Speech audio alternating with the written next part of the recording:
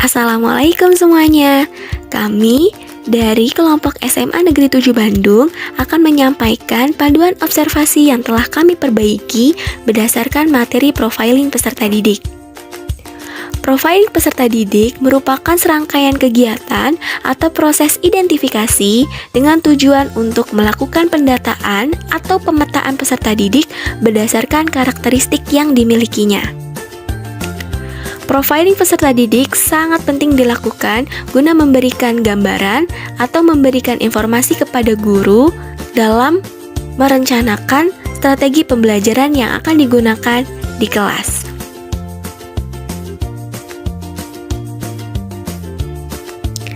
Kami telah membuat panduan observasi yang telah mewakili sebagian besar karakteristik peserta didik, yaitu meliputi aspek etnik, status sosial, minat, perkembangan kognitif, gaya belajar, motivasi, perkembangan emosi, perkembangan moral, dan perkembangan motorik.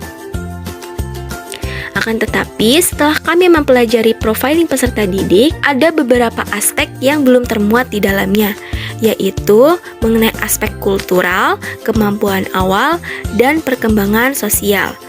Oleh karenanya, kami melakukan perbaikan pada panduan observasi yang telah kami buat.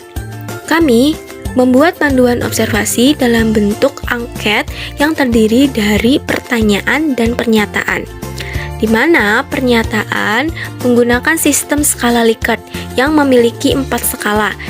Yang pertama, skala tidak pernah, jarang, sering, dan selalu. Kemudian ada juga menggunakan bentuk pertanyaan dengan beberapa pilihan jawaban.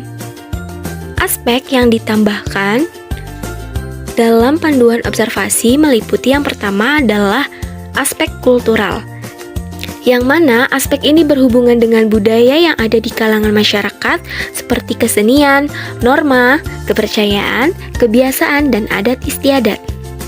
Dalam suatu kelas yang memiliki berbagai macam kultural, maka guru harus siap menggunakan pendidikan multikultural. Di mana tujuan dari pendidikan multikultural ini adalah untuk menanamkan sikap simpatik, saling menghargai, apresiasi, dan empati terhadap penganut agama dan budaya yang berbeda. Hal ini guna menjaga pentingnya nilai-nilai keberagaman dari peserta didik. Aspek yang kedua yaitu mengenai kemampuan awal. Kemampuan awal ini berkaitan dengan pengetahuan dan keterampilan yang harus dimiliki terlebih dahulu oleh peserta didik sebelum mempelajari materi selanjutnya yang memiliki tingkatan lebih tinggi, atau istilah lainnya adalah kemampuan prasyarat. Cara untuk mengetahui kemampuan awal peserta didik dapat dilakukan melalui kegiatan teknik tes, yaitu melalui pretest, dan non-tes, yaitu melalui kegiatan wawancara. Kemudian, aspek yang ketiga yaitu mengenai perkembangan sosial. Perkembangan sosial peserta didik dapat dilihat dari tingkat kemampuannya dalam berinteraksi dengan orang lain, serta saat peserta didik menjadi masyarakat di lingkungannya. Berikut adalah penjelasan mengenai aspek-aspek yang belum termuat di dalam panduan observasi sebelumnya, di mana kami menambahkan aspek kultural ini dengan bentuk pernyataan. Yang pertama, saya bangga ketika menunjukkan identitas budaya tempat saya lahir. Yang kedua, saya senang dengan kebijakan sekolah tentang memakai pakaian adat pada hari-hari tertentu. Yang ketiga, saya menghormati budaya lain yang berbeda dengan budaya saya. Dari 3 pernyataan ini diharapkan dapat mewakili dan memberikan gambaran mengenai karakteristik peserta didik berdasarkan aspek kultural. Aspek yang kedua yaitu mengenai kemampuan awal. Kemampuan awal ini memberikan informasi kepada guru mengenai pengetahuan dasar yang dimiliki oleh masing-masing peserta didik, sehingga dapat memberikan informasi dan memudahkan guru dalam merancang materi pembelajaran yang akan disampaikan sesuai dengan kemampuan masing-masing peserta didik. Dalam hal ini, kami memfokuskan kegiatan observasi pada kelas 11 MIPA. di mana pretest yang diberikan yaitu berkaitan dengan materi gelombang yang akan dipelajari pada tahap berikutnya.